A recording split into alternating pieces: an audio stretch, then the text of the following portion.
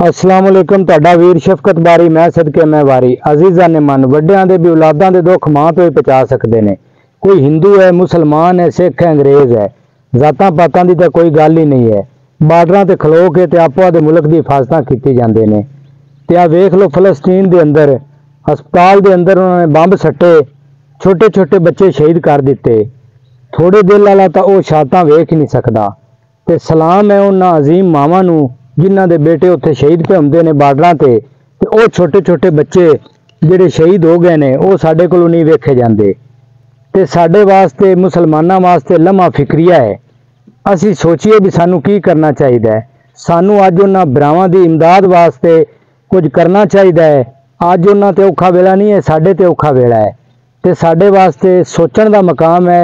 सोचो मुसलमानों, सोचो असां की करना है।